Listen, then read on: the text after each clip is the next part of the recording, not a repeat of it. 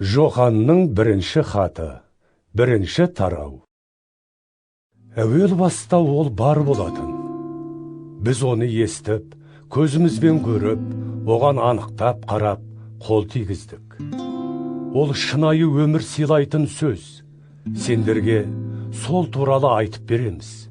Себебі өмір бізге келді.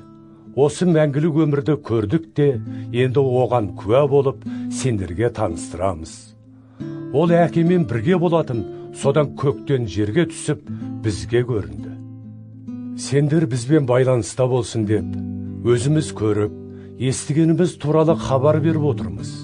Осылай бәріміз әкемен және оның рухани ұлы Иса Мәсіхпен байланыстамыз. Ортақ қуанышымыздың толық болу үшін сендерге бұларды жазып отырмыз. Біз Мәсіхтен естіп, сендерге білдіріп отырған хабар мынау. Құдай нұр, оның ішінде ешқандай түнек жоқ. Егер біз Құдаймен байланыстамыз дей тұра, түнекте жүрсек, өтірікші боламыз, әрі өміріміз шындыққа сай болмай қалады. Ал егер Құдайға ұқсап, нұрда тұрсақ, онда өзара байланыста боламыз. Және оның рухани ұлы Исаның төгілген қаны бізді барлық күнәларымыздан тазартады. Егер күнәсіз біз десек, онда өзімізді алдап, бізде шындықтың болмағаны. Егер де күнәларымызды мойындасақ, Құдай сенімді де әділетті болғандықтан оларды кешіріп, бізді барлық әділетсіздігімізден тазартады. Ал егер еш күнә жасаған жоқпыз десек, Құдайды өтірікші етіп көрсетеміз, әрі оның сөзі жан дүниемізден орын алмағаны. Жоханның бірінші хаты, екінші тарау. Балаларым менің, сендер күнә жасамасын деп, осыны жазып отырмын. Алайда егер біреуің күнә жасап қойсаң, әкенің алдында әділ қорғаушымыз бар. Сол қорғаушымыз Иса Мәсіх. Ол өз жанын құрбан етіп, күнәләріміздің құнын өтеді. Өзіміздің ғана емес, сондай-ақ бүкіл адамзаттың да күнәләрінің құнын өтеді. Егер Құдайдың өсиеттерін орындасақ, Құдайды жақыннан танитынымызды білеміз. Құдайды танимын дей тұра, оның өсиеттерін орындамайтын кісі өтірікші. Соның жан дүниесінен шындық орын алған жоқ. Құдайға деген сүйіспеншілік, оның сөзін орындаған кісіде шын мәнінде толық болып, мақсатына жетті. Құдаймен тығыз байланыста екенімізді мынаған қарап білеміз. Онымен қатынаста тұрмын дейтін кісі Иса Мәсіх қалай өмір сүрген болса, солай өмір сүруге тиіс. Сүйікті бауырларым, сендерге жазып отырғаным жаңа өсиет емес, өздеріңе бастапқыдан белгілі көне өсиет. Осы көне өсиет сендер Исаға сене бастаған сәттақ естіген хабарларың. Дегенмен сендерге жаңа өсиетте жазып отырмын. Ол бұрын Мәсіхтің өмірінде, қазір сендердің өмірлеріңде іске асуда. Себебі түнек түріліп, шынайы жарық нұрын шашып келе жатыр. Нұрда жүрмін дей тұра, бауырын жек көретін кісі әлі де түнекте жүр. Ал бауырын жақсы көрген әркім нұрда жүріп, азғырылуға түспейді де, өзгені азғырмайды. Бауырын жек көретіннің жүріс тұрысы түнекте. Ол қайда кетіп бара жатқанын білмейді. Себебі түнек оның жан дүниесін соқыр қылып қойған. Балаларым менің, Исаның құрбандығы арқасында күнәләрің кешірілгендіктен сендерге осыны жазып отырмын. Рухани жағынан әке болғандар, өздеріңе осыны жазып отырмын. Өйткені сендер әуел баста бар болған Мәсіхті білесіңдер. Рухани жағынан жастар, өздеріңе осыны жазып отырмын. Өйткені сендер әзәзілді жеңіп шықтыңдар. Рухани жағынан балалар, өздеріңе осыны жаздым. Өйткені сендер көктегі әкені білесіңдер. Әке болғандар, өздеріңе осыны жаздым. Себебі сендер әуел баста бар болған Мәсіхті білесіңдер. Жастар, өздеріңе осыны жаздым. Өйткені сендер күштісіңдер. Әрі Құдайдың сөзі жан дүниелеріңден орын алып, әзәзілді жеңіп шықтыңдар. Осы күнәлі дүниені және ондағы еш нәрсені сүймеңдер. осы дүниені сүйгендердің көктегі әкеге сүйіспеншілігі жоқ. Себебі осы дүниеге тән нәрселердің бәрі күнәһар адамның құмарлықтары, көзінің қомағайлығы, әрі тұрмысына мастануы көктегі әкеден емес, осы дүниеден бастау алған. Осы дүние мен оның ләззаты өткінші, ал Құдайдың еркін орындаушылар мәңгі өмір сүреді. Балаларым менің, қазіргі уақыт осы заманның соңғы дәуірі. Сендер Мәсіхке қарсы шығатын біреу келеді деп естідіңдер. Ал қазірдің өзінде де Мәсіхке қарсы шығатын адамдар көп. Біз осыдан ақ соңғы дәуірдің келгенін біле аламыз. Олар ортамыздан шықса да біздікі болған жоқ. Өйткені егер біздікі болса, бізбен бірге қалар еді. Бұлардың бәрінің біздікі болмағандықтары осылайша білініп қалды. Киелі Құдай, сендерге өзінің рухын қондырғандықтан барлығын ажырата білесіңдер. Сендер шынайы ілімді білмегендіктен емес, қайта оны біліп, шындықтан өтірік тумайтынын да ұққандарыңа бола осыны жазып отырмын. Исаның Құдай жіберген Мәсіх екендігін мойындамайтын әркім өтірікші. Көктегі әкені және оның рухани ұлын мойындамайтындар Мәсіхке қарсы шығушылар. Кім ұлды мойындамаса, оның әкеге қатысы жоқ. Ал кім ұлды мойындаса, соның әкеге де қатысы болады. Сондықтан бастапқыдан естіген шынайы ілімді ұстаныңдар.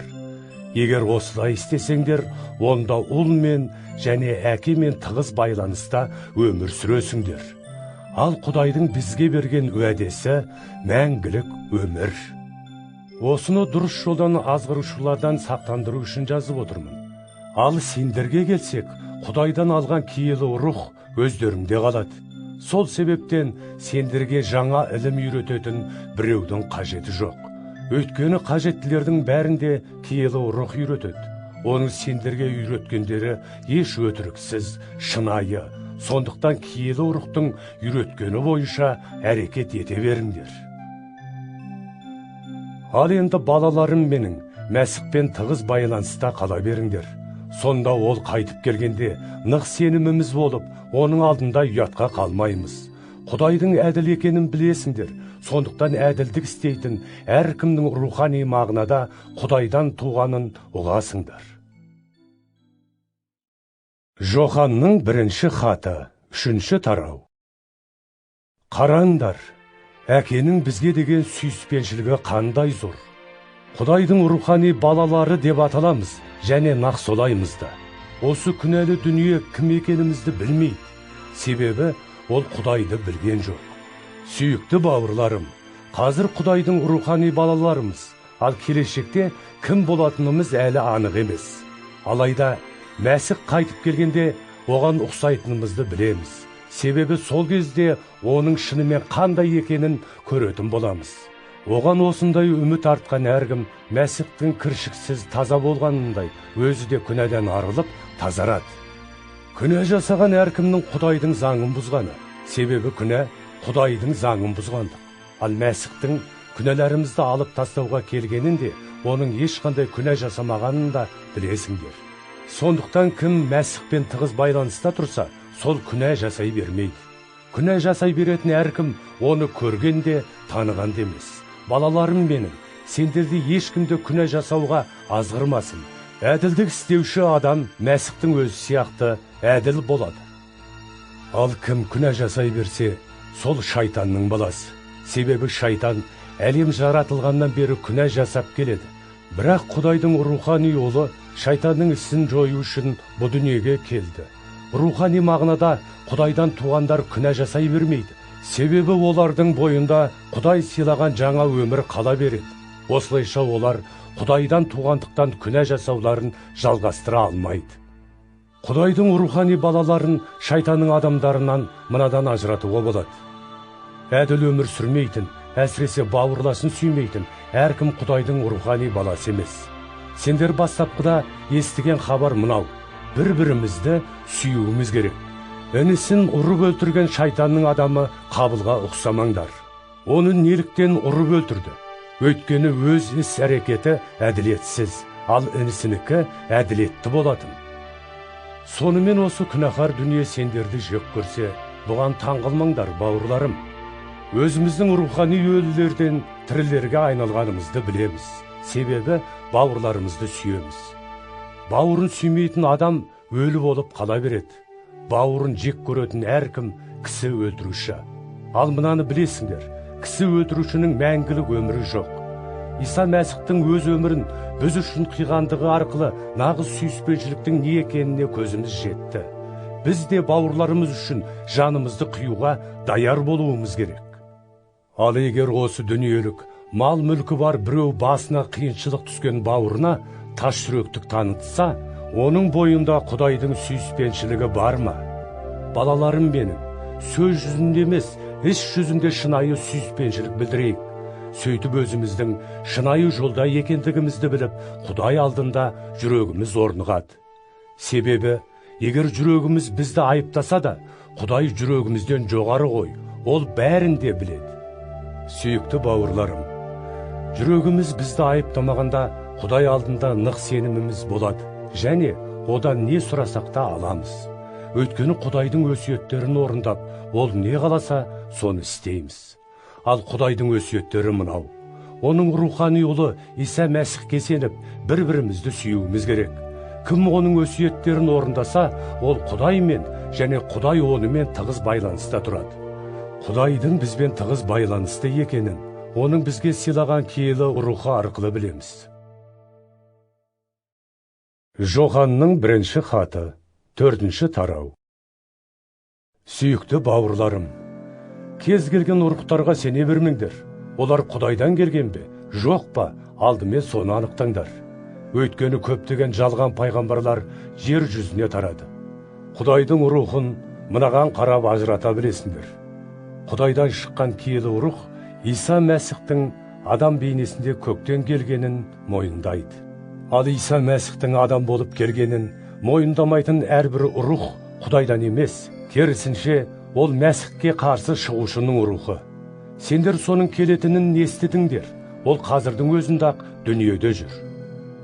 Ал балаларым менің, сендер Құдайдансыңдар. Жалған пайғамбарларды жеңіп шықтыңдар. Өйткені сендердегі киелі рух күнәһар дүниені билеп тұрған шайтаннан құдіретті. Жалған пайғамбарлар осы күнәһар дүниеден болғандықтан осы дүниелік тұрғыдан сөйлейді. Әрі осы дүниенің адамдары оларға ден қояды. Біз Құдайданбыз. Оны танитындар бізге құлақ салады, ал Құдайдан еместер бізге құлақ салмайды. Шындықты сөйлейтін ұрық пен алдамшы ұрықты осы арқылы ажырата аламыз. Сүйікті бауырларым, бір-бірімізді сүйейік. Себебі сүйіспеншілік Құдайдан. Сүйетін адам Құдайдың рухани баласы. Ол Құдайды танып біледі. Сүймейтін кісі Құдайды білмейді. Өйткені Құдай сүйіспеншілік. Құдай бізге деген сүйіспеншілігін былай көрсетті. Сол арқылы шынайы өмір сүруіміз үшін Құдай өзінің жалғыз рухани ұлын бұл дүниеге жіберді. Бұл сүйіспеншіліктің мәнісі мынада. Құдайды сүйген біз емес, қайта ол бізді сүйгендіктен құрбандығы арқылы күнәміздің құнын өтеу үшін өзінің рухани ұлын жіберді. Сүйікті бауырларым, Құдай бізді осылайша сүйгендіктен біз де бір-бірімізді сүюіміз керек. Ешкім еш уақытта Құдайды көзімен көрген емес. Алайда бір-бірімізді сүйсек, онда Құдай жан дүниемізден орын алып, оның сүйіспеншілігі бойымызда әбден толысып, мақсатына жеткені. Құдай бізге өзінің рухын сыйлады. Біздің онымен, оның бізбен тығыз байланыста екендігімізді осыдан білеміз. Әкенің өзінің рухани ұлын дүниеге құтқарушы ретінде жібергенін біз өз көзімізбен көрдік. Соған куә болып келеміз.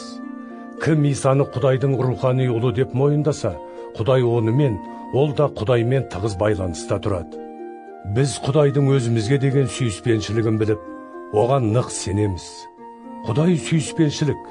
Сол себептен, кім оның сүйіспеншілігіне сай әрекет ете берсе, ол Құдаймен, Құдай да онымен тығыз қатынаста тұрады. Мәсіхтің осы дүниеде қалай өмір сүргенінде өмір сүрсек, Онда Құдайдың сүйіспеншілігі бойымызда әбден толысып, мақсатына жетеді. Осылай қиямет сотында нық сенімді боламыз. Сүйіспеншілікте қорқыныш жоқ. Шынайы сүйіспеншілік қорқынышты жолатпайды. Себебі қорқыныш жазаға байланысты. Қорқатын кісіде сүйіспеншілік мақсатына жеткен емес. Біз сүйеміз. Себебі ол бізді алдымен сүйді. Біреу Құдайды сүйемін дей тұра, бауырын жек көрсе, оның өтірікші болғаны. Себебі көз алдындағы бауырын сүймейтін кісі көзге көрінбейтін Құдайды қалай сүйе алады? Одан алған өсиетіміз мынау: Құдайды сүйетін кісі бауырын да сүюге тиіс. Жоханның бірінші хаты, 5-ші тарау. Исаны Мәсіх деп сенетін әркім Құдайдың рухани баласы. Әкені сүйетіндер оның балаларын да сүйеді. Біз рухани балаларын сүйетінімізді Құдайды сүйіп, оның өсиеттерін орындауымыздан білеміз. Ал өсиеттерін орындағанымыз Құдайды сүйгеніміз. Оларды орындау қиын емес. Өйткені Құдайдың рухани балалары осы күнәлі дүниені жеңеді. Осы дүниені жеңген күш біздің сеніміміз. Кім осы күнәлі дүниені жеңе алады? Исаны Құдайдың рухани ұлы деп сенген кісі ғана оны жеңе алады. Иса Мәсіх бізге келгенде сумен шомылдыру рәсімін де жанын қиып, қанын төгуді де басынан өткізді. Ол келгенде тек сумен шомылдыру рәсімінен өтіп қана қойған жоқ, жанын қиып, қанын төкті де. Киелі рух бұған куә, себебі киелі рух шындық. Сонымен куә болатындар үшеу: киелі рух, су және қан. Бұл үшеуінің айғақтығы бірдей. Адамдардың куәлігін қабылдап жүрміз. Ал Құдайдың куәлігі адамдікінен гөрі салмақтырақ. Сондықтан Құдайдың өзінің рухани ұлы жайында берген куәлігіне сенуге тиіспіз. Оның рухани ұлына сенген кісінің жүрегінде Құдайдың куәлігі жүреді. Ал Құдайға сенбеген кісі оны өтірікші етіп көрсетеді. Себебі ол Құдайдың өзінің рухани ұлы туралы берген куәлігіне сенбейді.